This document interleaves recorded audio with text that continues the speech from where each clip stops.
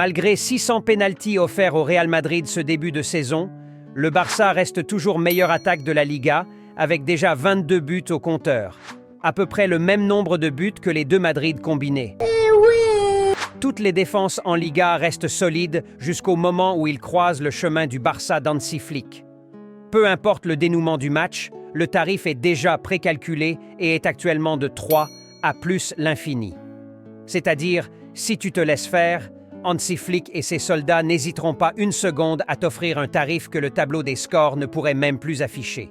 Ils ont transformé la Liga en NBA.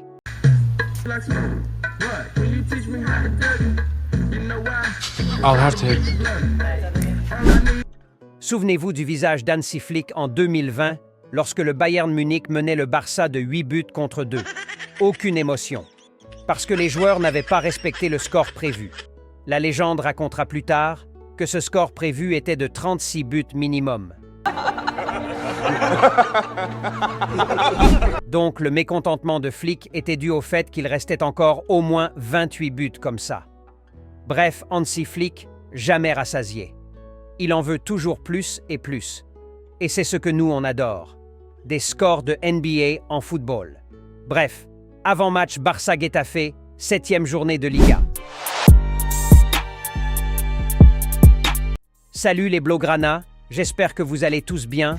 Bienvenue sur cette nouvelle vidéo avant-match. Mais tout d'abord, cliquez juste sur le logo YouTube qui s'affiche en bas de la vidéo et abonnez-vous. En vrai, il n'y a pas plus facile. Bon, à part les matchs du Barça ces derniers temps, bien sûr. Alors vite, faites-le, ça donne énormément de force.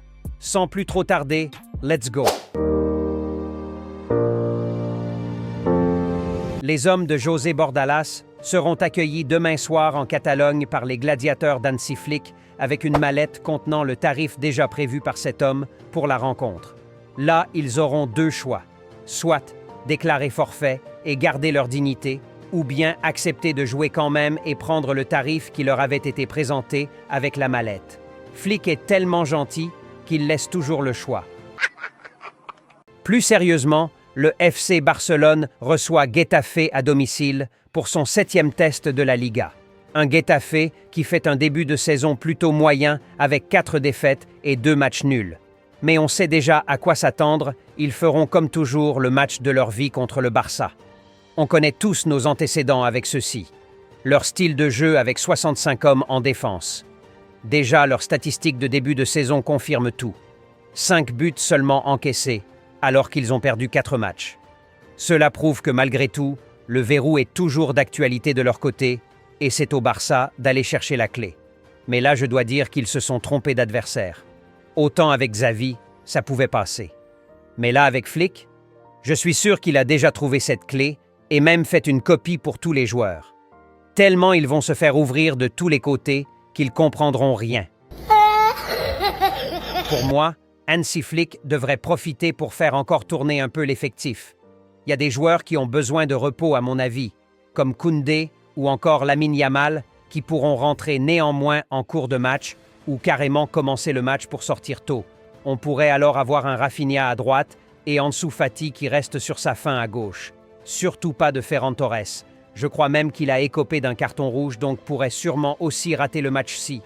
La clé de ce match, Flick le détient déjà. C'est de les ouvrir de tous les côtés pour qu'ils n'aient même plus le temps de se regrouper. Voilà la clé. Ah, j'allais oublier. La seconde clé, c'est de ne surtout pas les laisser s'approcher de notre gardien Iñaki Peña. Ah, le pauvre. Il y a encore 3 jours, il était là tranquille dans son coin, grignotant ses barres de céréales sans souci, avec une seule certitude qui le rassurait tant qu'il ne jouera jamais. Et là, bim. Vous le foutez sur les terrains dans ces conditions, sans même lui demander son avis au préalable, s'il veut bien jouer ou pas. C'est quel acte de barbarie comme ça? Depuis quand on se permet de chambouler la vie de quelqu'un à ce point? Je crois qu'il devrait porter plainte contre le Barça, pour atteinte à la tranquillité de mode vie. On n'est même plus en sécurité dans son propre club.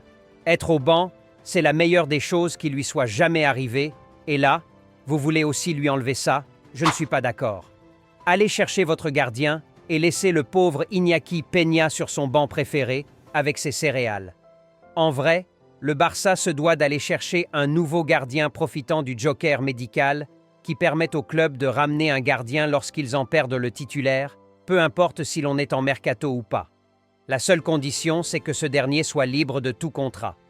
Depuis hier, ça parle énormément de Keylor Navas que je valide totalement.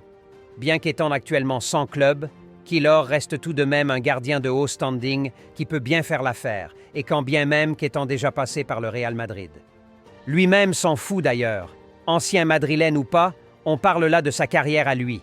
Un des meilleurs gardiens récemment. D'après les informations, il serait très ouvert à une arrivée en Catalogne. Alors pourquoi pas? On va pas faire les difficiles, quitte à encaisser plus de buts que toutes les équipes réunies dans les 5 grands championnats en Europe avec Iñaki Peña. Alors allez me chercher Navas et offrons un peu de somme au rival. On continue avec l'avant-match, avec ma composition idéale. Iñaki Peña au cage bien sûr, défense centrale, Courbassi qui s'était reposé contre Villarreal et mon bon vieux Inigo Martinez. Casado qui s'est reposé aussi, en double pivot avec Eric Garcia et Pablo Torre en 10. Pedri a besoin de repos aussi. On sait tous que quand on exagère avec Pedri et qu'il se fâche, c'est parti pour au moins 3 mois de blessure, alors de grâce mettez-le au banc. Je crois pas qu'on aura besoin de Pedri pour battre Getafe 18e de la Liga, chez nous à domicile.